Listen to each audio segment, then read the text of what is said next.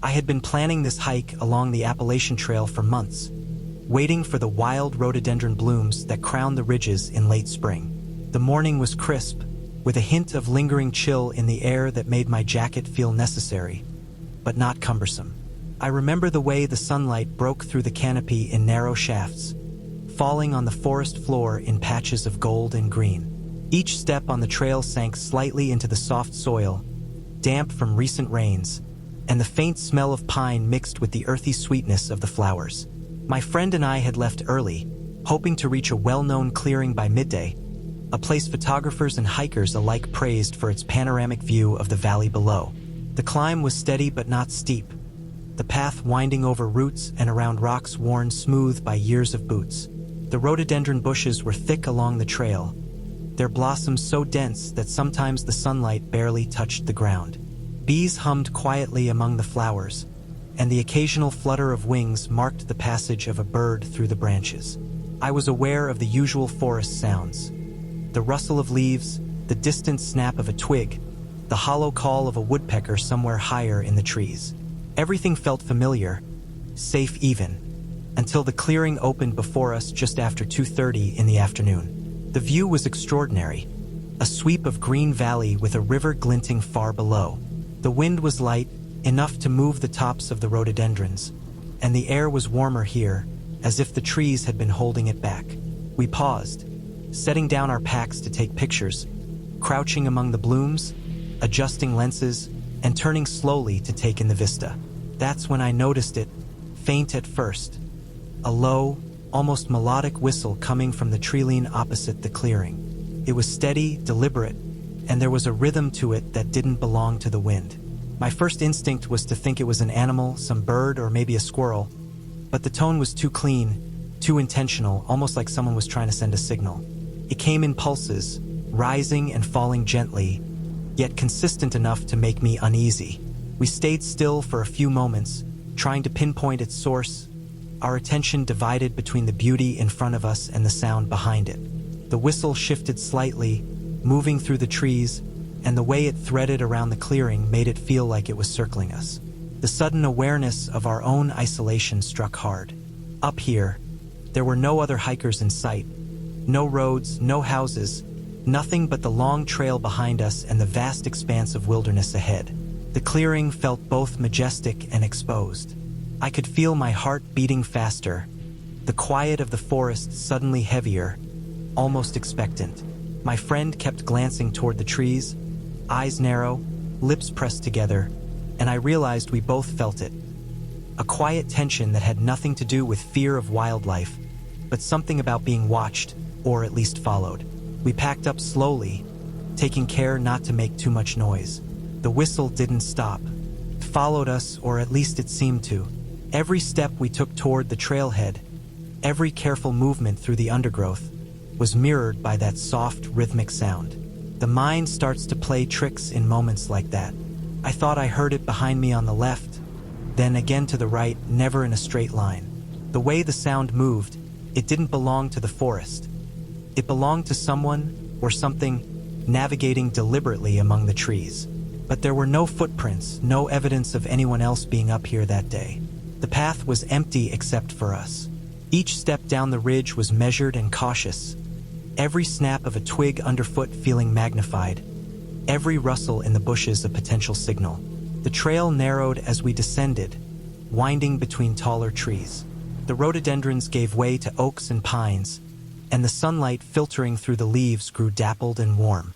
I kept glancing over my shoulder, expecting to see a figure emerge from the shadows, but the woods remained deceptively normal.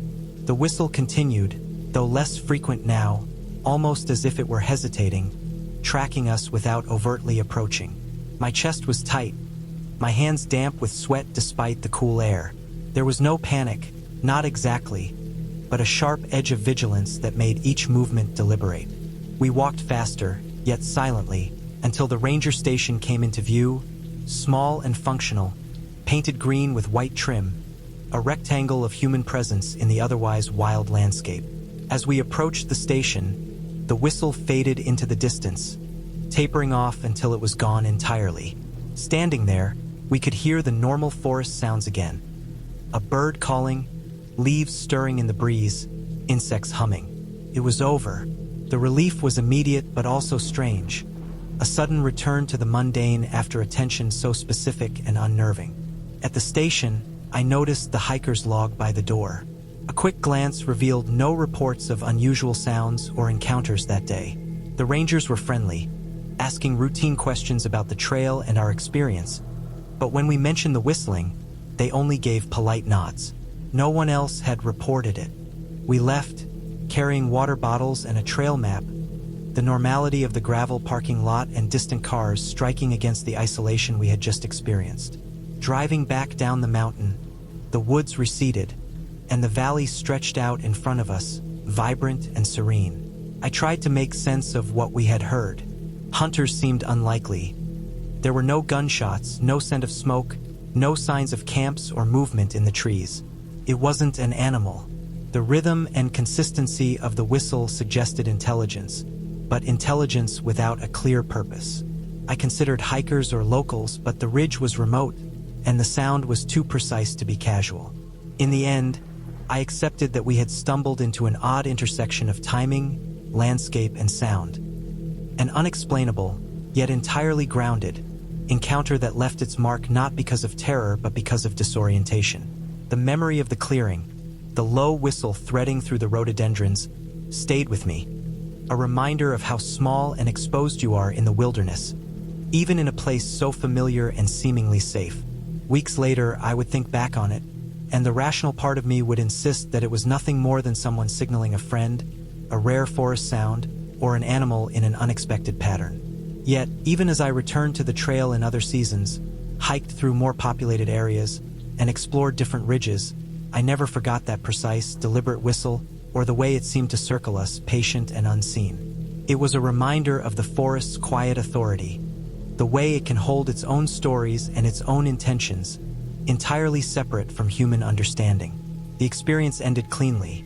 We returned to our car, drove home, and told the story to friends. But it remained vivid, precise, and unsettlingly real. A single afternoon where the wild reminded us that it has its own rhythms, and sometimes it chooses when to make them known. I had planned an evening hike in the Sierra Nevada to catch the sunset from a ridge I had passed on previous trips. The trail was familiar, a steady incline through pines and granite outcrops, and I knew it would provide an uninterrupted view once I reached the top. I left in the late afternoon, carrying only a light pack with water, a snack, and a headlamp, expecting to return before it grew too dark. The air was crisp and dry, the kind of cold that presses against your skin and makes each breath feel sharp. Sunlight filtered through the trees in low, slanted beams, illuminating patches of rock and the occasional cluster of alpine flowers clinging to the soil. The trail was quiet, empty except for the occasional rustle of a squirrel or the distant caw of a crow. I kept a steady pace, my boots crunching on the packed dirt, mindful of loose stones and tree roots that could trip me in the fading light. By the time I reached the ridge, the sun was dipping below the mountains in the west. The sky was a gradient of oranges and purples, the horizon cutting sharply against distant peaks. I lingered briefly, taking in the view, letting the wind move through my hair and the chill press against my jacket. The forest below was bathed in shadow, the colors muted and indistinct. I stayed just long enough to snap a few photos, then turned to descend before the light disappeared entirely. The trail dropped steeply, uneven and littered with stones that could twist an ankle if misstepped. My headlamp was clipped to my hat, casting a narrow beam that illuminated the trail ahead while leaving everything else in darkness. Around 7:15 p.m., I was moving cautiously down a switchback when I noticed them. 2 points of light, reflecting off my headlamp, high in the distance among the trees. I froze immediately, my heart jumping. At first, I thought they were deer, their eyes catching the light, but the placement was too high, too wide. They were spaced in a way that didn't match the anatomy of a deer, and the shape behind the eyes, vaguely humanoid, didn't fit any animal I recognized. The lights didn't flicker or move erratically. They tracked me smoothly, perfectly in sync with my movements. I realized this as I inched backward, my body tense, scanning the trees around the ridge. Each step I took was deliberate, slow, as if making noise could draw attention. The shape remained partially obscured by shadows, the trees concealing details, but the eyes never wavered.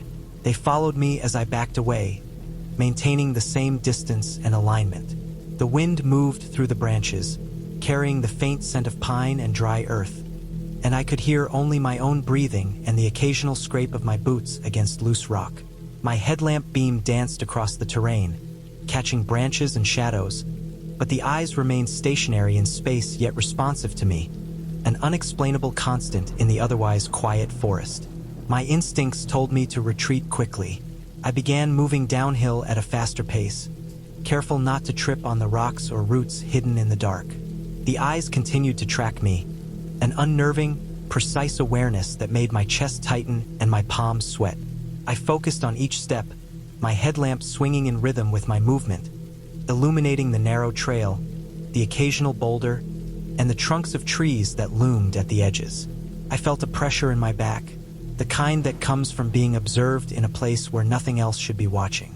I broke into a run as the trail leveled slightly, the uneven ground threatening my footing. My boots kicked up small clouds of dust and loose gravel, the sound harsh in the stillness.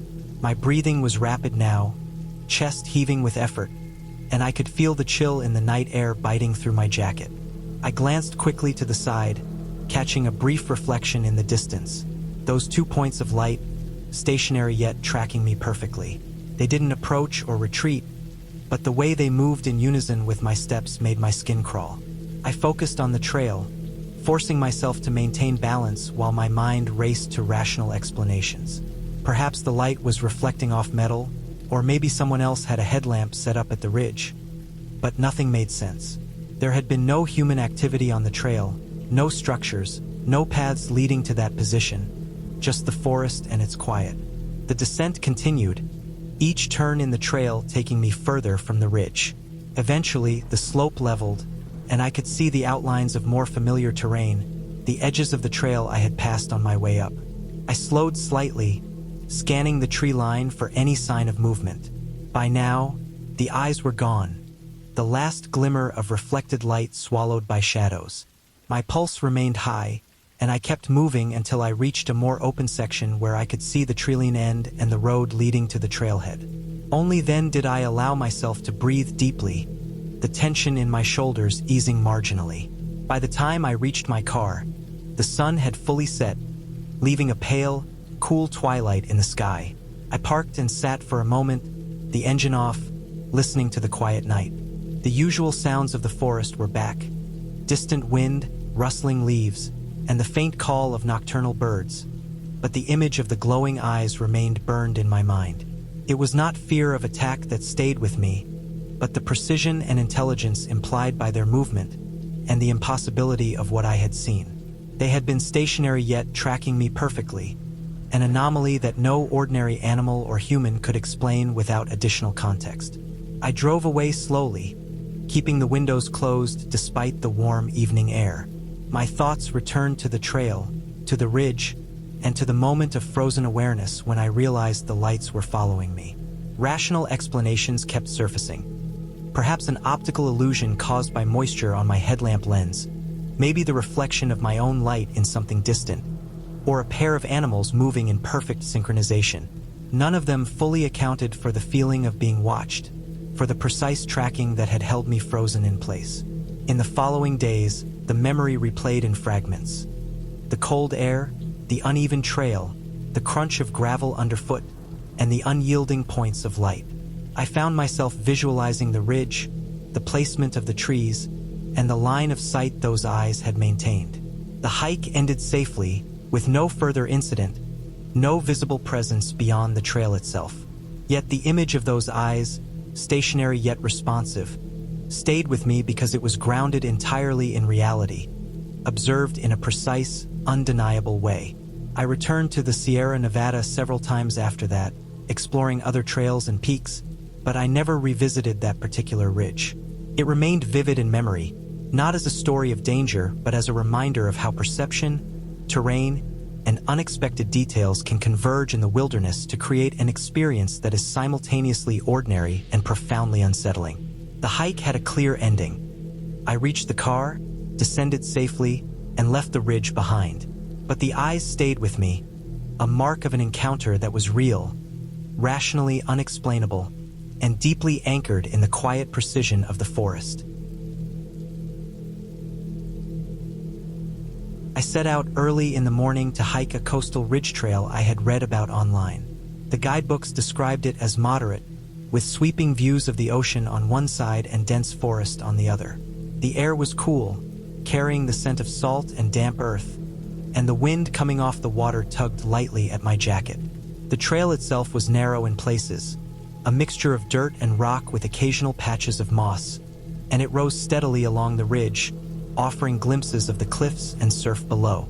The morning light was sharp, casting long shadows across the trail, and I felt the familiar mix of focus and ease that comes when your body is moving steadily through a landscape you can navigate without hesitation. About 2 hours into the hike, I noticed a small clearing tucked between a cluster of firs and cedars.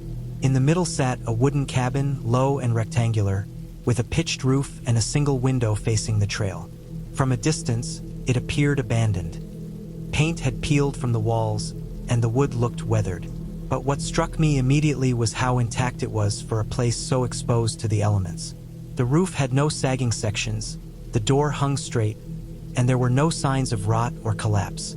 It didn't feel like a relic. It felt maintained, or at least preserved. Curiosity drew me closer. I approached slowly, noting the crunch of fallen pine needles under my boots and the subtle scent of damp wood. The clearing was silent except for the occasional cry of a gull from the cliffs below. The door of the cabin was unlocked. It swung open easily with a slight push, revealing an interior surprisingly well kept. Canned goods lined a shelf, and clothing was folded neatly on a small table. Everything looked used and organized, as if someone had stepped out moments before.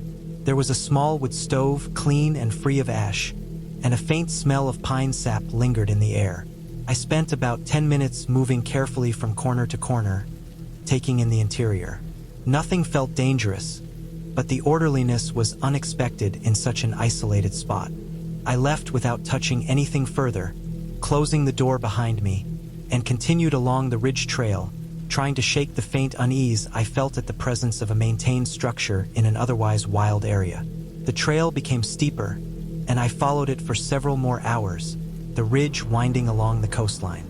Sunlight dappled the forest floor through fir and cedar branches, and the distant surf created a constant, low roar that was both soothing and isolating. My thoughts drifted back occasionally to the cabin. The neatness inside contrasted sharply with the decay outside. It didn't belong here, yet it was undeniably real, tangible, and in plain view. I tried to rationalize it, perhaps a seasonal caretaker, a survivalist, someone using it occasionally for short stays, but none of these explanations felt satisfying. As the afternoon progressed, I looped back along the ridge toward the point where I had first spotted the cabin. The sun was lower now, casting long shadows that stretched across the clearing and across the trail itself. Approaching it again, I noticed something immediately. Fresh footprints crisscrossed the snow-dusted ground around the cabin. Some led into the cabin, some led away from it. The tracks were recent, deep in the soft earth, and unmistakably human. My stomach tightened. Nobody else should have been here. I had seen no one on the trail in either direction, and the location was secluded enough that any passerby would be easily noticed.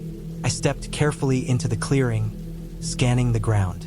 The footprints suggested more than one person, though it was hard to tell exactly how many. They were varied in size, some smaller, some larger, and their directions were inconsistent. Some seemed to pause near the cabin door, as if someone had lingered, while others curved off into the tree line, heading toward the ridge or the coastline. My sense of being watched grew.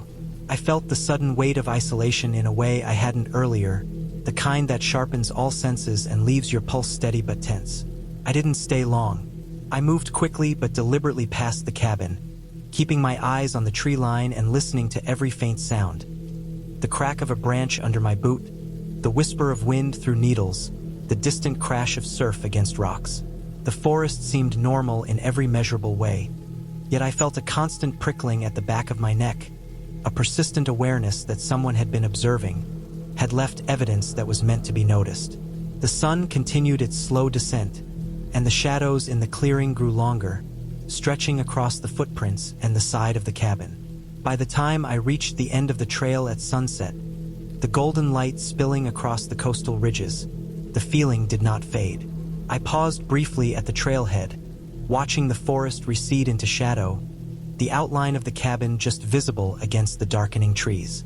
Everything seemed quiet, ordinary, yet I was certain that it had not been as empty as I thought. The evidence was there: footprints, the maintained interior, the intentionality of its presence in the clearing. It was real, and it had left a tangible mark on my memory. Driving back down the winding roads, the cabin and the footprints replayed in my mind. Rational explanations occurred to me. A local using it as a temporary shelter, hikers who had arrived and departed unseen, or even a caretaker checking in and leaving. But none accounted fully for the precision, the neatness, or the sense of being deliberately observed. The memory was vivid and detailed, sharper than most of my other hikes, because it combined ordinary, concrete elements with a persistent, subtle tension that left me uneasy for days afterward. Even weeks later, when I returned to other trails, I thought of that clearing and the small wooden cabin. The hike had ended safely. There was no confrontation, no threat, and no danger beyond the usual challenges of coastal ridges. Yet the experience stayed with me because it was grounded entirely in reality. Footprints, objects, and a maintained space in a place where none should exist. It left a lasting impression not because it involved overt danger, but because it reminded me how the wilderness can contain surprises, how even ordinary elements can provoke unease when they break expectations, and how easily the line between observation and intrusion can blur when someone or something has been present without your awareness. I never went back to that section of the trail. I continued hiking, exploring ridges and coastal forests in different areas, but the cabin lingered in memory, precise and undeniable. Its presence, combined with the footprints, created a sense of uncertainty that was not fearful in a traditional sense but profoundly real. The forest had presented something unusual and maintained, something that left evidence without revealing itself, and it had done so in a way that could be understood only by paying attention, by noticing, by being present. The hike ended safely, the trail concluded, yet the cabin remained etched in my mind, a reminder of how carefully one must navigate not just terrain but the traces left behind in it, and how real encounters can be both ordinary and profoundly unsettling at the same time. We wanted a winter challenge, something that would push us further than usual, so my friends and I decided to tackle a mid-sized peak in the Adirondacks in February. The morning was cold but clear, the kind of sharp, biting air that filled your lungs and made each step feel deliberate.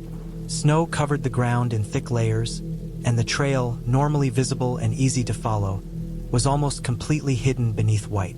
Each footprint sank into the soft crust of the snow, leaving a shallow imprint, quickly filled in by the light flurries that had begun around mid-morning. The trees were bare, their branches etched against the pale sky, heavy with snow in places, bending under its weight. The silence of the forest was remarkable, broken only by the crunch of boots over frozen snow, the occasional snap of a branch, and the low whistle of wind moving through the trees. The ascent was steady but challenging. Snow drifts forced us to adjust our footing constantly, and the incline became sharper as we neared the ridge. By early afternoon, the sun had started its slow descent, casting long shadows across the uneven terrain. The forest seemed endless, stretching down valleys and over ridges, all coated in the same thick, undisturbed blanket of white. I remember pausing at one point to catch my breath, the cold air stinging my cheeks, and noticing the quiet. It was not peaceful exactly. It was the kind of quiet that makes you aware of every small sound, amplifying it until it dominates the forest.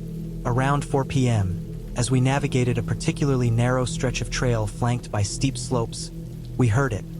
A scream, muffled and distant, but sharp and high-pitched, desperate in a way that made my stomach twist. It was not human, not the kind of scream you hear in a city, yet it had an unmistakable urgency. The sound carried across the snow and trees, bouncing off the slopes and fading quickly, leaving the forest in silence again. My friends and I exchanged glances without words, each of us registering the same shock. The sound had been brief, but its impact lingered, a sudden fracture in the otherwise predictable rhythm of our hike. We followed the sound downhill, carefully navigating the slippery snow, hoping to locate its source. Every step was cautious. Snow concealed rocks, roots, and drops that might have been dangerous if not seen. The forest closed in as we descended, the trees taller here, their snow-laden branches forming a kind of corridor. Each small sound, the hiss of melting snow, the creak of a branch, the crunch of our boots, felt amplified, almost intrusive in the surrounding quiet. But when we reached the area where the scream seemed to have originated, it was gone. There was no one, nothing, just the uniform layer of snow stretching in every direction. No tracks, no evidence of a struggle, no human presence at all. The brief sound felt intentional in a way that unsettled me. Something that was meant to be noticed but not followed completely. We searched the surrounding area carefully, scanning for footprints or any sign that someone had been there. Most tracks were covered in snow, erased by wind and light flurries, but one trail caught my attention. It led uphill, away from the direction of civilization, carving a path into the dense forest that rose sharply toward another ridge. The footprints were deep, uneven, and solitary, moving in a deliberate arc that suggested someone or something had climbed there intentionally. We ignored it, moving instead along the direction that would eventually bring us back to the main trailhead. Yet the presence of that single trail stayed with me, a subtle tension that threaded through the rest of the hike. It seemed almost deliberate, as if whoever or whatever had made it wanted to be noticed but not encountered directly. The return was slow. Shadows stretched across the snow, the low winter sun casting long, dark patterns through the skeletal trees. Each slope seemed steeper than I remembered, and the forest seemed to change subtly around us. The placement of rocks, the angles of fallen trees, even the texture of the snow in certain areas. It was all ordinary, yet small inconsistencies made my mind hyper-aware, scanning constantly for anomalies. My gloves were damp from snow, and my fingers were beginning to feel stiff. I noticed the occasional animal track, squirrel, rabbit, coyote, moving in directions that seemed random yet nothing human. The sound of our own breathing, the scrape of snow under boots, and the whisper of wind became the only markers of life in a vast, silent environment. As we descended, the forest slowly opened. The slopes leveled out, the trees became sparser, and eventually, we reached a frozen stream that marked the beginning of the lower trail. The footprints I had noticed earlier, that solitary uphill trail, were gone from view, swallowed by untouched snow and shadows. The scream, too, felt like a distant echo rather than a present reality. Even as relief settled into my chest, the sense of unease lingered. The forest had shown something to us, a momentary fracture in the normality of a winter hike, and then withdrawn it completely. There was no way to confirm what we had heard or why, only the knowledge that it had been there and that we had witnessed it. By the time we reached the trailhead around dusk, the sun had disappeared entirely, leaving a pale twilight that reflected off the snow. The parking area was quiet but populated enough with parked vehicles and signs of human activity to restore a sense of safety. I shook snow off my boots, adjusted my pack, and took a deep breath, the cold air still sharp in my lungs. The memory of the scream and that solitary trail uphill stayed with me, heavy in a way that was disproportionate to the actual danger we had encountered. It was not a story of terror in the conventional sense. There was no attack, no visible threat, no one following us. Yet the forest had communicated its presence in a direct, inexplicable way that made me feel observed, tested, and aware of the fine line between the known and the unknowable in the wilderness. Driving back down the mountain, the woods receded, and the small towns and roads felt almost unreal in their normality. I replayed the hike in my mind, considering every sound, every shadow, every subtle change in the terrain. There was no explanation that fit completely. Perhaps it was a lost animal, a coyote trapped in terrain unfamiliar to it, or an echo of wind through a particular slope that mimicked a scream. Perhaps it was human, someone lost or moving deliberately in isolation. Whatever it was, the forest had created a situation that demanded awareness, presence, and caution. The memory stayed vivid, precise, and grounded. It was a reminder that even familiar trails in winter could conceal unpredictability, that isolation magnifies ordinary sounds into urgent signals, and that a single path, deliberately made, could haunt the mind long after it disappears under snow. I never returned to that peak in February. I continued hiking in other seasons and on other peaks, but the Adirondacks in winter remained etched in memory, defined not by snow or ice, or even by the challenge of the climb, but by that brief, desperate scream and the solitary trail uphill.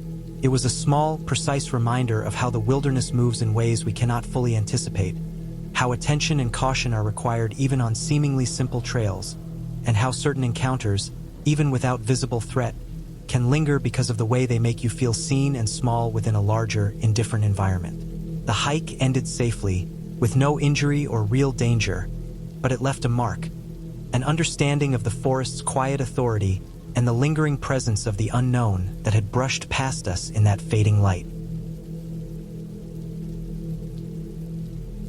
I had planned a short hike near Boulder, thinking it would be simple. The trails were described as well-marked loops, suitable for a half-day adventure. I left mid-morning, carrying a light pack with water, snacks, my phone, and a trail map folded carefully in the side pocket. The air was crisp, spring-cleaned and scented with pine and damp soil, and the sun filtered through the trees at an angle that made the shadows long and slanted across the dirt path. The first part of the trail was exactly as described. A gentle incline, rock formations I recognized from online guides, and small clearings with views of distant ridges. Birds were calling intermittently, and a light wind moved the tops of the trees, scattering petals from the early blooms. The forest felt open and navigable, reassuring in its familiarity. By late morning, I had reached a junction marked on the map and continued along the trail leading east. The path narrowed here, lined with scrub oak and occasional granite boulders.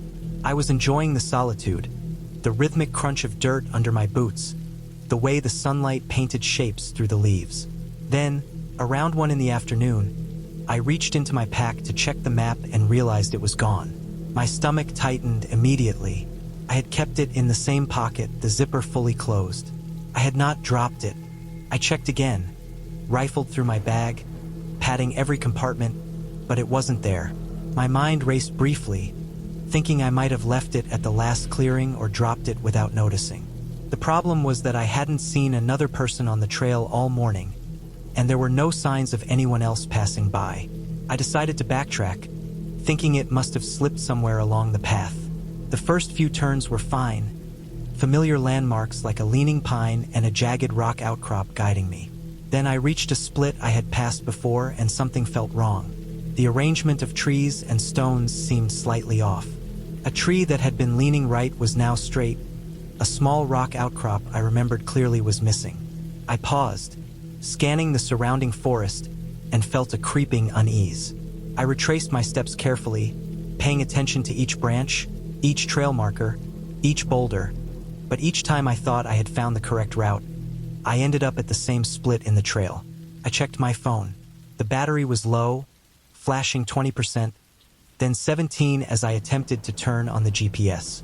The map loaded slowly, the trail appearing faintly on the small screen, but the signal was weak, erratic. I felt a rising panic, trying to reconcile the map with the forest around me. Nothing matched exactly.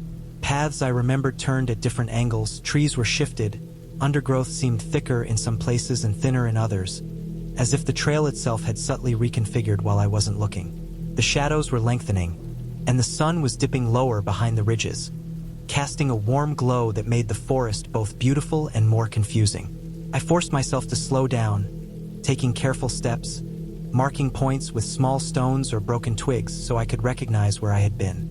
But after half an hour of doing this, I realized the markers I left seemed to vanish. Rocks that I had stacked were gone. Small branches I had broken to leave as signals had disappeared or shifted. It was impossible. I stopped completely, taking a deep breath and scanning the trail in all directions. The wind carried a faint scent of dry pine and earth, and the birds were quieter now, as if settling for the evening. No sounds of other hikers, no distant voices, no rustling of animals beyond the occasional squirrel or jay. The forest was silent but for my own breathing and the occasional crack of a branch underfoot. As the afternoon slid into evening, I kept attempting to find the trailhead. Every turn I made seemed to loop back, subtly altered. A small clearing I thought would lead downhill appeared, but the slope seemed steeper than I remembered, and a tree that had been beside the trail now blocked the path entirely. The panic I had kept in check began to rise. I started moving faster, scanning constantly for anything familiar, and found myself straying from the main trail onto narrower paths that I had previously dismissed. The underbrush scratched my legs and caught on my sleeves, the smell of damp earth strong in my nose. The light was fading quickly. Sunlight filtering through the trees became slanted and dim, and shadows deepened. Every movement I made seemed to stretch time, as if the forest itself were slowing me down, keeping me inside its boundaries. By 6 in the evening, the shadows were deepening into gray, the temperature dropping. I realized I was in a small, isolated section of the forest I could not recognize. The trail markers were sparse, some damaged, others misleading. I stopped frequently to catch my breath and assess my surroundings, trying to retrace my steps using memory and instincts, but the forest seemed to resist. Rocks, trees, and clearings all looked slightly wrong, rearranged in a subtle but unmistakable way. My phone's battery was now flashing 10%, the map flickering briefly before cutting out entirely. Then, just as the sun was slipping below the ridge line, I stumbled upon a gravel road that ran along the edge of the forest. It was unexpected, a small clearing where a vehicle could pass, and the sudden presence of human construction felt like a relief. I followed it slowly, careful not to trip on the uneven surface, and felt an enormous sense of release as it eventually led me back to the parking area where cars and other hikers were present. I realized then that the simple trail had almost trapped me in a small, isolated section of forest. I had no explanation for how I kept returning to the same split or how familiar landmarks had shifted, but I had survived the disorientation by careful observation and slow persistence. Once back at the parking lot, the contrast between the structured environment and the unpredictable forest hit me fully. Cars, asphalt, other people moving about normally. It was a reminder of how precise and fragile the balance between safety and isolation in the wilderness can be. I still have no clear explanation for the experience. The trail itself was simple and well marked in guides, yet that section of forest had effectively confined me for hours, testing my focus, patience, and perception. I walked to my car with a lingering unease, feeling the weight of the forest's quiet authority behind me, and the way my mind had been forced to adjust to its subtle inconsistencies. The experience stayed with me for weeks, replaying in fragments. The missing map, the repeated split, the shifted rocks, the leaning tree that was suddenly straight. It was not frightening in a conventional sense, but it was disorienting and real, a reminder of how easily one can become lost, even on a trail that seemed familiar and safe. I never returned to that particular set of loops near Boulder. The rest of my hiking continued normally, but I carried the memory of that afternoon as a lesson in focus, humility, and respect for the subtle power of the wilderness, and the awareness that even a simple trail can become unnavigable when disorientation and isolation converge. I had been planning my solo weekend in the Trinity Alps for months, carving out time to escape the city, unplug, and finally complete the high loop trail I had been studying for years. I wanted the isolation, the raw quiet of the mountains, and the chance to push myself beyond familiar limits. I left early Saturday morning, carrying a pack that felt heavier than it should, weighed down by water, food, and a small first aid kit I hoped I would never need. The trailhead was quiet, almost eerily so, and I felt a flicker of anticipation mixed with unease as I stepped onto the narrow path. The forest closed around me almost immediately.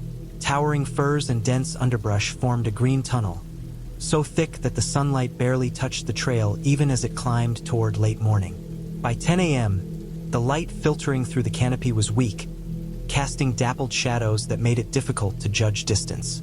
I noticed quickly that the usual chorus of birds and small animals was absent. Normally, even remote trails had life sounds, chipmunks darting through fallen leaves, birds calling from high branches. But here, there was only a heavy, unnatural silence. My footsteps were loud in the stillness, each crunch of gravel and snap of twigs seeming to echo endlessly. The first few miles were steady but slow. I paused often, not out of fatigue, but because the trail demanded attention. Roots twisted across narrow paths, and fallen branches blocked the route in unexpected places.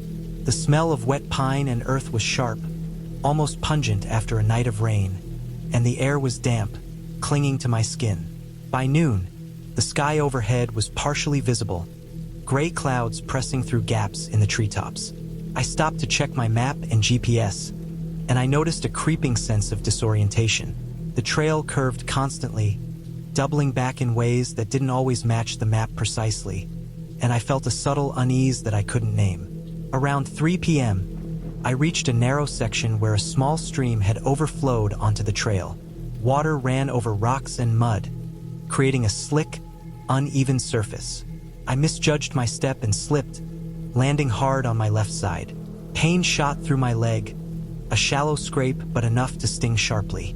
I took a moment to breathe and assess the damage, my hand brushing against the mud. That's when I noticed something that made my stomach tighten. Deep, long footprints pressed into the wet earth, human-like but far too large to belong to any hiker I had ever met. They were spaced unevenly, not quite like normal walking steps, almost deliberate in their irregularity. I called out, my voice sounding strange and hollow in the dense forest, expecting someone to respond. There was nothing, only the wind whispered through the trees, moving branches in a low, hollow murmur. I forced myself to keep moving, though the image of the footprints lingered, gnawing at the edge of my mind. The trail climbed steadily, twisting between rocks and thick underbrush. By late afternoon, fog had begun to roll in, thickening as I gained elevation.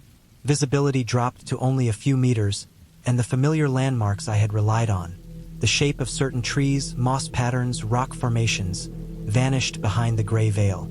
I stopped to rest, leaning against a fir trunk, and listened. It was then that I noticed it. The sound of branches snapping somewhere behind me, always distant, always stopping when I stopped. At first, I thought it was the terrain shifting under my own weight, but then I would hear it again, always following, always silent except for the natural sound of the forest reacting to pressure. The weight of being alone in such a remote section pressed down on me, and my heart began to pound, each step feeling heavier than the last. As the sun dipped lower, the fog thickened and the temperature dropped. The forest, which had seemed merely quiet earlier, now felt oppressive, close, almost suffocating. Every tree I passed looked the same. The trail markers, once reassuringly painted on trees, became scarce, sometimes obscured completely by moss and fog. I tried to backtrack, retracing my steps toward where I thought I had entered this section, but nothing made sense. I passed the same twisted roots and mossy boulders multiple times, each loop increasing the weight of panic pressing against my chest. My legs ached, my mud-caked boots sliding over wet rock and earth. The scrape on my leg throbbed, sharp pain radiating when I stumbled or misstepped. I was tired, dehydrated, and beginning to doubt my own memory of the trail. Every step I took seemed to be shadowed. I could hear the faint pressure of weight on the earth behind me, rhythmic and deliberate, always just beyond sight. When I paused, holding my breath, it stopped. When I moved, it began again. The sound was too heavy to be an animal, yet the spacing didn't match any human stride I had ever known. My rational mind tried to argue it was another hiker, lost and following the same confusing trail. But there was no human voice, no rustle of clothing or pack, nothing that confirmed a presence except for the prints and the occasional snap of branches. I became hyper-aware of every movement, every subtle sound. My senses sharpened, every shadow a potential threat, every rustle of leaves a signal. I learned quickly to move quietly, to step carefully on the moss and roots, listening for the faint response behind me. Night fell fully around 7 p.m., and I was still lost. The fog had thickened into a wall, the forest reduced to shadowy shapes. My flashlight helped only a little. The beam barely penetrated the white haze. I forced myself to keep walking, following a faint downhill slope I hoped would lead to the trailhead. Every few minutes I would glance over my shoulder, heart leaping when I thought I saw movement or a shadow shifting. I convinced myself to keep calm, to focus on breathing, to trust my instincts. I tried to think like a tracker, following any subtle hint of direction, the slope of the ground, the sound of a stream or road in the distance. Hours passed. I must have stumbled down nearly every possible loop the trail offered. My clothes were soaked with sweat and mud, my hands cut and scraped from branches. My leg wound stung sharply with every step. The pressure behind me continued intermittently, now so familiar it had become a dreadful rhythm. I realized that whatever had been following me all afternoon had been cautious, patient, and observant, leaving only indirect traces that made my mind race with possibilities. It was then, in the dead stillness of that foggy night, that I understood. I had survived through attention and caution, nothing else. No luck, no supernatural intervention, just careful awareness and the stubborn refusal to panic completely. Around 10 p.m., just as I was beginning to despair, the fog lifted slightly, revealing familiar features. A mossy rock formation, a bend in the stream I recognized from earlier. The trailhead was close. Relief hit me hard, a physical wave that made my knees weak. I stumbled onto the main trail, the lights of my parked car barely visible through thinning fog. I collapsed against it, mud-smeared, exhausted, every muscle screaming from fatigue. I looked back once, expecting nothing, and saw only the forest, dense, dark, and silent again. No footprints, no figure, nothing that confirmed the presence of my persistent follower, just the lingering sense of observation that would remain with me for years. I never saw anyone, never heard a voice, and yet I knew I had not been entirely alone that day. The experience left me with a quiet understanding of the forest's unpredictability and the limits of human perception. It was not monsters, ghosts, or superstition that had made the afternoon unbearable. It was the raw, pressing reality of being isolated, exposed, and followed by something or someone whose intentions I could not discern, whose patience and caution had matched my own. By the time I finally cleaned myself up and drove away, the adrenaline had ebbed, leaving only fatigue, relief, and a lasting unease that no amount of sunlight or city life could ever fully erase. I had survived because I stayed alert, cautious, and determined, but I knew without doubt that I had been watched and tracked across the foggy high trails of the Trinity Alps, and that memory would linger every time I returned to the mountains.